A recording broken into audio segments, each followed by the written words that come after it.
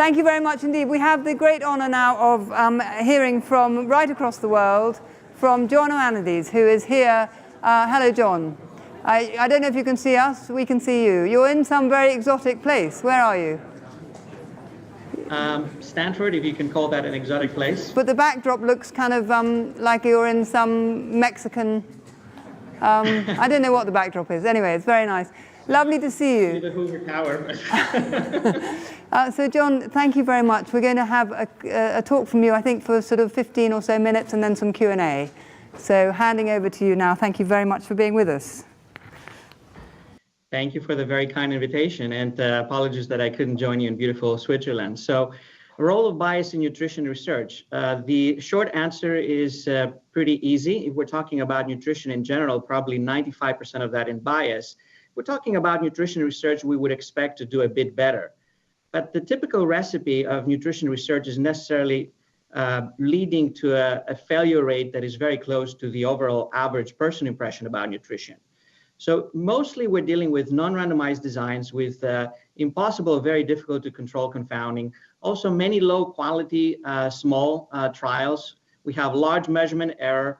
We have cherry picking among multiple hypotheses, post hoc analysis, selective reporting, very lenient statistical tools, no registration, limited data sharing, very strong beliefs driven by cultural, religious, personal views, and what more. Lots of white hat bias. A lot of us really feel that we can save the world and our opinions might save the world. And finally, strong financial interest from big food that may modulate the literature. Here's a systematic cookbook review that I published a few years ago. We used literally a cookbook, the Boston Cookbook. It has been out there since the 19th century. We randomly checked 50 ingredients from that cookbook, and we asked how many of those have been assessed for association with increased or decreased cancer risk in the scientific literature. And the result is what you see here. 40 out of 50 had scientific studies associating them with cancer risk. The other 10 didn't come up just because of our search strategy. So vanilla, if you search for vanilla, we couldn't find any study, but if we had searched with vanillin, we could have found some studies associating it with either increased or decreased risk or both. In fact, for most of these foods and ingredients, there are studies claiming both increased and decreased risk, with some exceptions. So, for example, bacon seems to be always bad.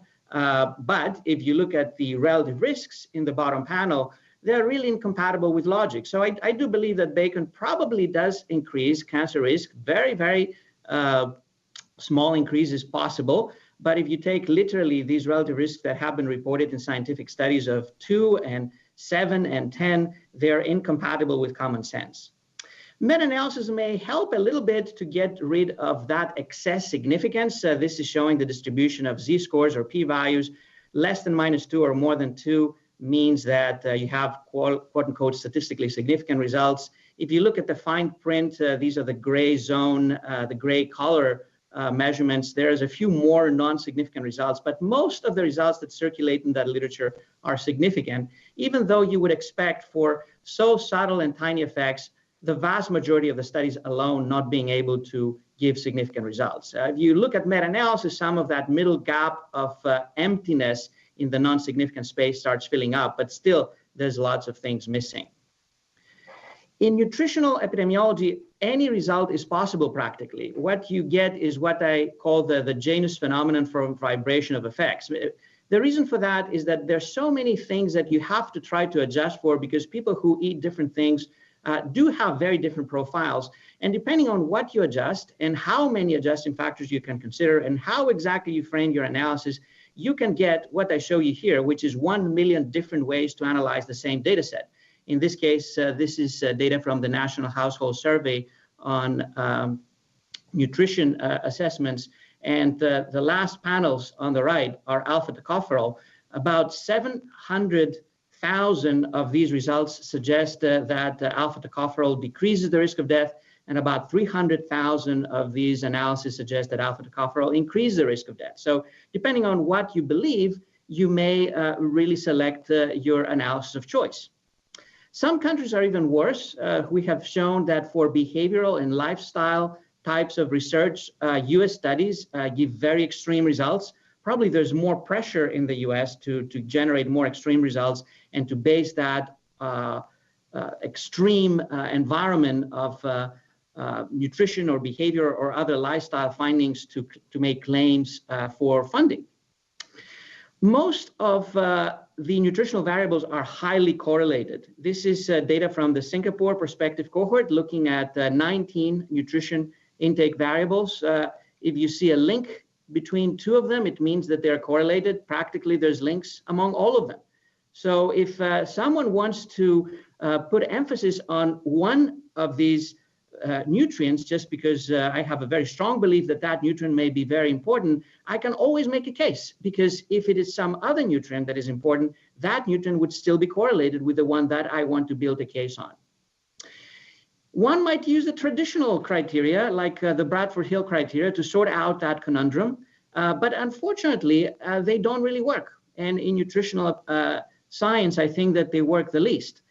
Most of the time when I see very strong results in nutrition, what I say is that this is evidence that there's very strong bias.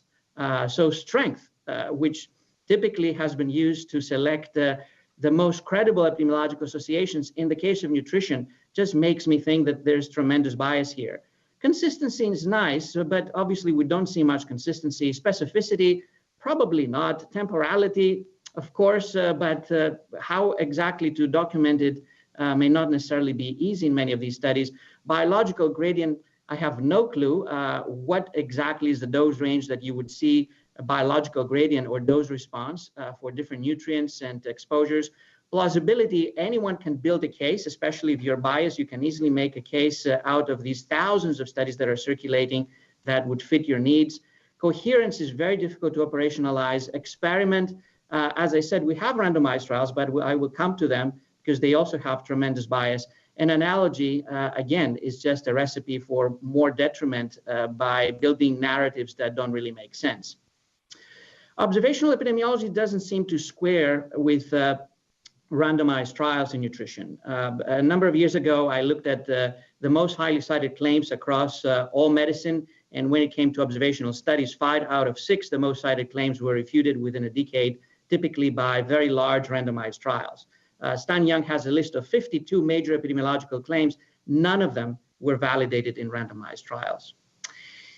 Some highly contradicted findings have made waves when they appeared: vitamin E, flavonoids, low-fat diet, beta-carotene, directly contradicted by randomized evidence or very large studies.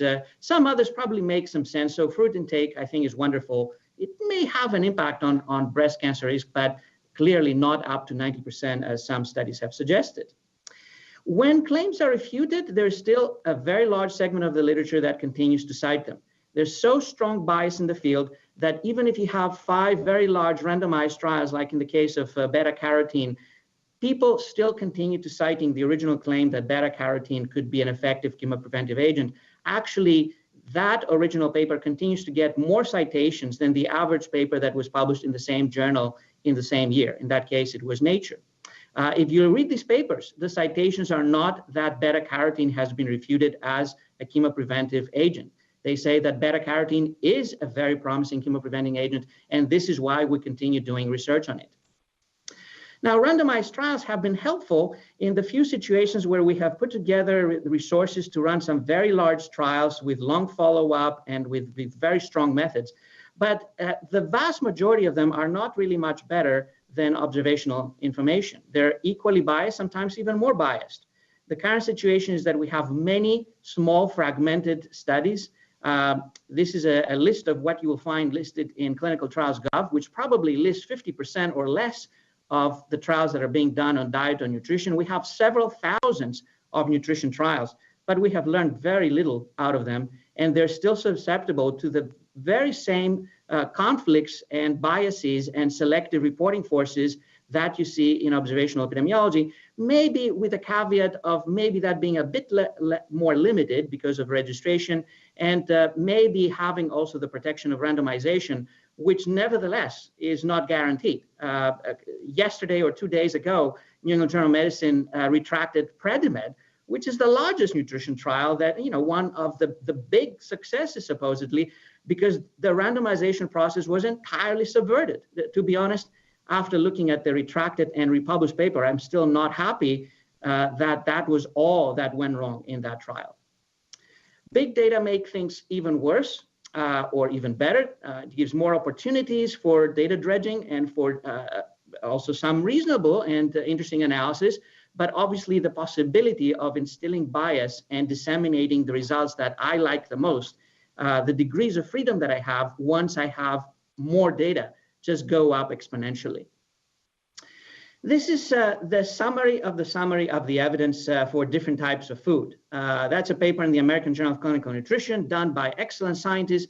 They have put together all the studies that they could find from prospective cohorts. And if you look down the list, practically all foods seem to modulate substantially the risk of death, mortality. Many of them decrease the risk of death. Many others increase the risk of death. Just refined grains is the only one that doesn't seem to have an association. If you take the results literally, with 1 hazelnut per day, you will live 1 year longer. By extrapolation, if you can eat that many hazelnuts every day, your life expectancy will exceed 100 years by far. I love hazelnuts, and I do recommend that you eat more of them, but I don't do it because I expect to live 120 years if I eat that many hazelnuts every day. Now, if you drink 3 cups of coffee every day, you will live 12 years longer. Very solid, quote unquote, evidence, quote unquote, repeatedly seen in reported epidemiological studies. What is the chances of that being correct? I would say 0%, as close to 0% as anything that I can imagine. Here's some other possibilities to try to disentangle from the selective approach and the bias in choosing what to report and what to highlight and what to interpret and what to communicate. Instead of cherry picking, just analyze everything. So this is what we have done here with Chirag Patel. We have looked at the National Household Survey in the US, and we have analyzed every exposure, including all exposures of nutrients with death risk during follow-up. And there are a few surviving variables. Physical activity seems to survive, and smoking seems to survive, and cadmium seems to survive for its association with death, either because of its own harm or because it is highly linked to smoking. There's only one nutrient that is right at the borderland of our false discovery rate, translycopene. If I were to bet is correct or not, I would say it's probably wrong. But the vast majority of nutrients are very, very low in that scheme. As I showed you earlier, many of these variables are highly correlated. So smoking does kill people. It will kill 1 billion of people unless we do something and just continue thinking that just by eating a little bit more, a little bit less, we will get rid of the smoking risk. But smoking behavior is correlated with so many other things, including many nutritional exposures, that it's very easy to come up with associations and claims that some nutrients may be the key to longevity or to getting rid of diseases on their own. If you look at cotton, it has 37 strong correlations in these data that we analyzed. If you look at, again, something like beta-carotene, you will see 68 strong associations with other variables, some of which may be genuine associations with disease risk or even death risk. If you place the results in the context of an entire field, nutrients tend to have very strong correlation with each other, and they also tend to give zillions of associations, even if you try to look across all the possible analysis. This is a heat map plot where we assess every exposure and every outcome in NHANES with Chirag Patel. And basically, each one of these points we could have published as a separate paper. Instead, we decided to run this analysis, and we haven't been able to publish that paper yet, although I hope it will be coming out soon. If you look more carefully for nutrients, nutrients seem to be associated with most outcomes. Not very strongly so, but if you have very lenient statistical thresholds, you will get almost every nutrient to light some signal in association with some outcome. What it means is just inherent confounding rather than genuine associations. So what could we do at a minimum? I think that at a minimum, we should clarify which analyses are not pre-specified. This will remove some part of the bias, not all the bias, but I think it would be a good start. Use pre-registration when appropriate. That can also help. Perform additional large simple trials with long follow-up. We have done a few. Almost all of them are negative. Predimed was positive, but as I said, it was retracted 2 days ago. And after the correction, the results remain the same, but I seriously doubt that they're correct. Most of these large simple trials, I think, will be negative. We need some more negative shock in nutrition to be able to move forward into some new ideas. We need to fit a research agenda to small and tiny effects, abandon designs where noise overwhelms the signal. This might mean abandoning most of the research that we currently do with food frequency questionnaires. We know that they're tremendously biased. We know that they're tremendously inaccurate. What other methods will replace them with? I think that there are tools that are being piloted, and actually more than piloted at the moment, that we can measure exactly the exposure, like taking photographs of food and try to integrate what exactly is contained within them. It's not going to be easy. Maybe the noise will be more than the signal most of the time, if not all the time. I feel very strongly that data should be shared publicly by default. I think it's unacceptable that Predimed data are not shared by default to every investigator who wants to take a look at them. It's great that the investigators audit them, but I think that others should take a look. Share in advance protocols when protocols exist. Very often protocols do not exist. Protocols are shaped at a lab meeting when you have an investigator who is sitting with his fellows, and the fellows present the tables of the next paper to be published, and the investigator just says, I don't like this result because it doesn't really fit to what I believe. Come back next week with some other analysis, with some other adjustments. That's not a protocol. That's not control of the science. It's spurious control of the science. Very important, disclose financial and non-financial conflicts. We have very strong interest in the fields. We're talking about hundreds of billions of dollars at stake from big food, but we also have tremendous interest from people who have very strong beliefs, including myself. Perhaps sometimes I may have very strong beliefs, for example, that there's so much bias. I may be wrong. But you know that I have written about that repeatedly. In other cases, maybe this is not so visible. Maybe people have agendas, nonprofit organizations, foundations. They have built hospitals that focus on promoting nutrition and preventive medicine. They publish books. Some of them are bestsellers, and they make millions of dollars out of sales of these books that are mostly nonsense. We should know about that. And limit or control involvement of stakeholders with conflicts. I think that there's so many stakeholders with conflicts in that area that we have to think on who is going to do what in order to get reliable information. Registration can help. I don't expect that every study has to be registered. Most research is exploratory. This is perfectly fine. I just want to see some acknowledgement that this is some study that I did that was entirely exploratory, and that would be fine. What I worry is mostly studies that don't exist. I'm completely paranoid. I don't worry about the studies that exist. These I can try to read, I can try to critique, I can try to see whether they're biased. If I had more transparency with more data, raw data available in protocols, it would be nice. I worry about the potential of running studies, which is if you have a data set, if you have a number of variables, if you have a number of participants that you have information on, then you can estimate what is the capacity of generating X number of p-values that you can launch against humanity. So I need to disclose that I have a database in nutrition that I can launch 5 billion p-values against you. It's like disclosing a nuclear arsenal. So when people see a couple of p-values, that they know what the denominator is of how many others could have been produced.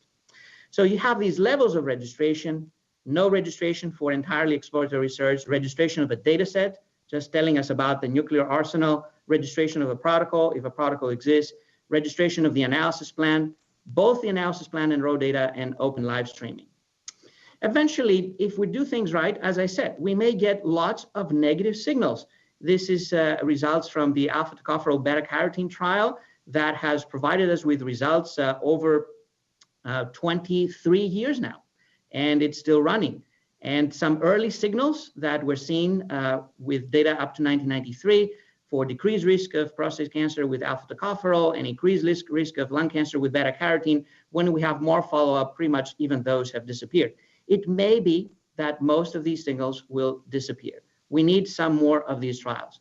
We need also to learn to live with small and tiny effects. We need to adjust our agenda with the fact that bacon may be bad, but maybe the increased risk for overall mortality may be something like 1.01 or even less than that. That might still translate to a number of deaths that possibly we could avoid, but we have to be prepared to go after very tiny effects and see whether the noise that we get in our designs and the bias that can be introduced can be taken care of. We need more reproducible science. We need more data sharing. We need more transparency, more openness. I think that nutritional epidemiology could make a difference by being open. Air pollution epidemiology is very open. People who have contrarian views have reanalyzed the data. They clearly also see that air pollution kills people. I'd like to see that done also for nutritional epidemiology. And finally, disclosure of financial conflicts, of course, but also non-financial conflicts. These are important to know. If someone is a public advocate for a particular diet, for a particular type of food, for a particular type of fasting, of whatever, I need to know that this is what they advocate. If they're a public advocate, disclosing that information in their published work is an opportunity to show that this is what I believe. And then people can even feel more confident that here's someone who really states what they also state in public. They don't try to cheat. They don't try to confuse us with telling us about something and not telling us at the same time that they're in a campaign towards having that adopted. To conclude, most current evidence on nutrition at the population level is hopelessly biased and unreliable. Bias should be taken for granted. It's not 100%, but it's close to 100%. In the current environment, the literature is shaped primarily by the biases of scientists, reviewers, editors, who are often the same people, and sponsors, often heavily conflicted ones. Many things need to change in the nutrition agenda before some minimal credibility can be claimed. Nutrition and diet is important. I think that people, yes, can die because of the wrong nutrition. And of course, they can die if they don't eat enough food or if they eat too much and they become obese. It is extremely important for health, and this means that nutrition science deserves better. Special thanks to a number of my colleagues who have shared the trip of generating evidence on some of the issues that I shared with you today. Without their help and contribution and bright ideas, I think I would have shown you next to nothing. And special thanks to you for listening from a distance.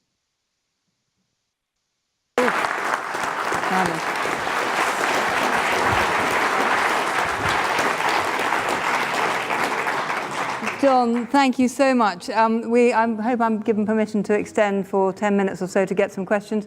So if you would like to raise your hands, the microphones will come your way. And we have already one question here. And where are some other questions?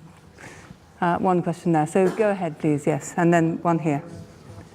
Do stand and introduce yourself. Hello, my name's Sam Robson. I'm from Temple Medical in Aberdeen. Just a very quick question. How did you randomly choose 50 ingredients?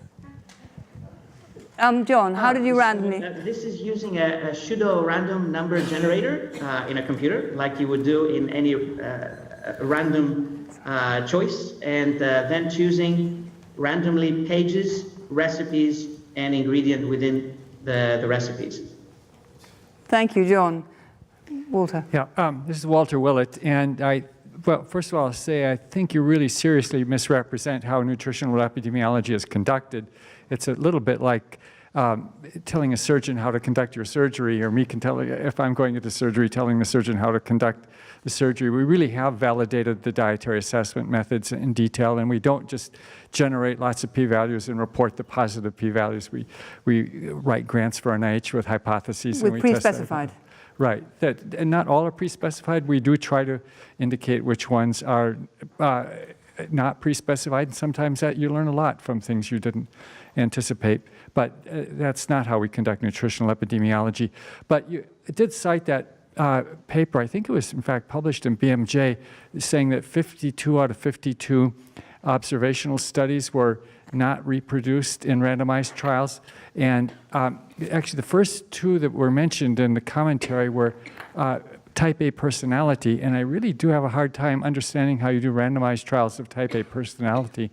And the other was trans fat, and I'm quite sure there's no randomized trial of trans fat in coronary heart disease, and I never could find that paper. It was that was cited there, about 52 out of 52. So maybe you can explain that a little bit better. John, over to you. Yes, I think that there's different views about nutritional epidemiology, and I have great respect for your work and that all that you have done to try to standardize and validate nutritional epidemiology. I think that we have to acknowledge that despite these efforts, food frequency questionnaires, their error rate, plus adding the component of being self-reported information, the noise is just much larger than the signal. I mean, I think that we have seen that repeatedly. I think that there's many papers that show that some of these data are incompatible with physiology or incompatible with life. I'm not saying that this is the fault of anyone. I think it's an effort, and I think that we have to do better. I think that we have to move on to different tools that may be more accurate. I'm not trying to discredit also exploratory research. I think that exploratory research is fantastic. I think that most of what we have learned in science comes from exploratory research. But we need to be very clear about what is exploratory and what is pre-specified. Very little in nutrition epidemiology is pre-specified in a way that is fully determined how exactly the analysis and how exactly the reporting is going to be done. The degrees of freedom are just tremendous, and just having funding from NIH means absolutely nothing in terms of whether there's pre-specification. It just means that people are very well connected to get that funding, even without specifying the type of research that they're doing. Now, in terms of the 52 studies, this is a paper by Stan Young. It's not in the BMJ. It doesn't include type A personality, and it includes mostly lifestyle interventions. Many of them are nutrition supplementation. I think that the record is really very, very strong that there's very poor concordance between the observational data and randomized trials.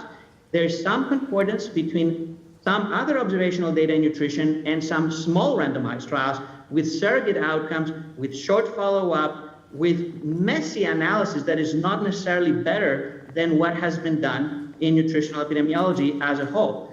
So I think that nutritional epidemiology is a great field. It's very important to move forward. We need to move forward because people are dying because of the wrong choices, and we're not telling them much about what to do because we really don't know what to tell them, or what we tell them is largely wrong. Thank you very much. Question here. Hello, I'm Adele Height. I'm a grad student at NC State in North Carolina. My question is, so we're seeing a lot of discussion of randomized control trials versus nutrition epidemiology. And I remember reading a piece of yours about evidence-based medicine being hijacked. So what I'm trying to think about this problem from the other angle, what about practice-based evidence?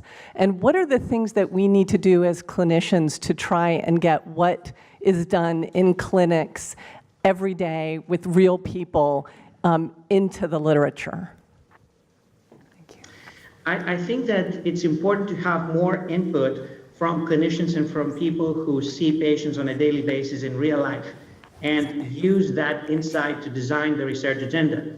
Even if we had some solid evidence on nutrition, we would still have very limited information on how exactly to implement that in real life, because there's so many voices, there's so many sources of information and misinformation. And unfortunately, clinicians gradually lose also their credibility because, as I said, there's that hijacking of medicine by people who are conflicted for various reasons. We still have an opportunity. I think that we need to sit at the same table, have researchers in nutrition, have clinicians, and try to come up with some research agenda that focuses on implementation on that patient encounter with the clinician on a daily basis. I think we have very little of that. People get mostly misinformed about nutrition and many other things. They get very little personal information with their own physician. Thank you, John. Questions are coming thick and fast. There's there, then there's Mike. Could we get a microphone to the lady here when there's one free? So, yeah, go. I'm Berit Heidmann from Copenhagen University. I want to thank you for bringing up the issue with the strong advocates, the missionaries, the strong believers, Because I do think in many of our scientific meetings, they tend to populate a lot of these meetings, and that I think prohibits real science going on and being promoted in an unbiased way. So this is more comment to thank you for that. John, hold the response to that because we'll just hear from Tim. Just introduce yourself. John, it's Tim Spector. Hello there. You've commented before on genetic epidemiology in a rather critical way, particularly on laboratory studies and early candidate gene studies. And the pharmaceutical studies as well have come under scrutiny. So how do you sort of rank nutrition compared to all these? Because it's in a way easy to pick holes in all these fields. Some have inherent problems with actually measuring the inputs. And nutrition is notoriously hard to measure. You can't easily do it in grams or a pill. So how do you measure these up against each other, the different areas? John. So genetic epidemiology, as compared to nutritional epidemiology, has made some major moves that make it far more credible. And yes, the measurement component may be part of the story because, of course, we have very accurate measurements in genetics, while despite valiant efforts, we don't have equally accurate measurements in nutrition. But there's far more than that. I think that there's a tradition of sharing, of openness, of transparency, of cumulative knowledge in genetic epidemiology that has really transformed the field. That has not happened in nutritional epidemiology. The norm in genetics is that you will have a coalition of all the teams working on a particular type of phenotype or disease. They will join forces, they will perform meta-analysis of their data, prospective meta-analysis. They will share all that information. They will have 3 different teams of analysts analyzing the same data and comparing notes to make sure that they get the same result. There's full transparency. Everybody can see that. Everybody can make sure that what we get is correct. Now, whether that information is going to save lives, it hasn't saved lives yet. Will it save lives in the future? With some exceptions. Will it save lives in the future? It may. I mean, I cannot exclude that possibility. Nutrition epidemiology has not used these recipes for research methodology and transparency, although it can be done. It has been done in so many other fields. I mentioned air pollution epidemiology that is highly credible and has many of the other problems that nutrition epidemiology faces, but has used transparency and openness and respecification and validation and even contrarian reanalysis. So I think that we can clearly use examples from other fields to make things better. One field can learn from the other. One can focus more on the weaknesses, one may focus more on the strengths and the positive lessons. Thank you, John. Nita. Thank you very much, John. I'd like to pick up... Just say who you are. Hi, Nita Faruhi from Cambridge, MRC Epidemiology Unit. So you make some excellent suggestions for how to improve the field and set up good analytical practice and protocols and pre-specified, various stages. Absolutely for that, and I think journal editors and journals can help with that in reinforcing some of those. As for here and now, given that you agree that nutritional epidemiology and nutrition science is so critical for human health, what would you say we should do in the current situation? The FFQ has its limitations, but done correctly with repeated measures and all the other things we can throw on it. Many of us are working trying to develop nutritional biomarkers. The digital technologies you mentioned are a far cry from being ready for use and implementation in some of these, the studies we're talking about. Trials also rely on self-report in terms of dietary assessment. So given the importance of nutrition, what's your suggestion for what we do now? And sorry, a second point I'd like to add on is the random, hundreds of dietary factors. Why is it that scientists study them? Because people are interested in, will this individual nutrient or factor affect my cancer risk or whatever risk? So what's your solution for that too? Thank you. John. So the solutions that I would propose are the same as I mentioned during the talk. I would want to see more large, long-term randomized trials. Even though they do have the problem with self-report, they do study intention. which is really what matters. Because if we're going to make a public health impact, we need to study what the impact of our intention to change the behavior in a particular way, or the nutrition or the diet in a particular way. Yes, there will be people who will tell us that they do that, but they don't do that, and others who will switch, and others who will not be able to adhere, but that's still pragmatic. It's telling us if we tell people to do something, what will we get at the end of the day? And it could be that some of these trials do show us some beneficial effects, especially if we're talking about not single nutrients, but big changes in their diet profile. I'm very eager and very willing to see some substantial effects, and I would be the most happy person on earth to see that. For existing epidemiological studies, I think that we need openness. I think the data need to become available. They need to be standardized. They need to be combined in the same way as you see with genetic epidemiology, as Tim suggested. And I think that we can still learn something about removing some of the biases, not all of the biases, but at least some of the biases. It's not very clear to me if you have 5 biases that are major in that field, which is the relative contribution of each one of them. If we can get rid of those that we can control, and we have the recipe to control, if we go down the path that has been followed in genetic epidemiology, we will know whether the rest are so difficult or insurmountable, or they are less important than the others. We need better measurement tools. I think that, yes, digital technology is not yet 100% ready, but I think we need more of that. I think that since we know that there's such huge complexity in nutrition, since there's tens of thousands of people, tens of thousands of different chemicals that people may digest and eat, we need to model that very carefully. We need not to ignore the complexity of the system. If we continue doing what we do, it would be the equivalent of just studying the genome with like genome scans of the 1980s and 90s, when we had 200 microsatellite markers and we were trying to understand the genetic risk of disease. And obviously we got absolutely nothing, maybe with one exception of ApoE. That was it. Out of the tens of thousands of associations that we have validated at the moment very, very carefully and with very strong evidence. So we have lots of things to do. It's not that it is a lost cause. And I think that we have lots of excellent scientists who have worked on these data and know their limitations and are ready to take the next step. I just want to see that next step taken. Thank you. And we have a last question because we must finish. The lady there has been very, very patient. Good afternoon. Mayra Rastrollo from University of Navarra. Just a Mediterranean and a Mediterranean follower of dietary pattern. I'm just curious because you don't trust the results of the Predimed. Haven't you read the 100 pages of the results of new analysis? Also, the replications of the results and sharing the data with other colleagues from Harvard or from Hernan, for example, and also the new analysis for protocol analysis as well.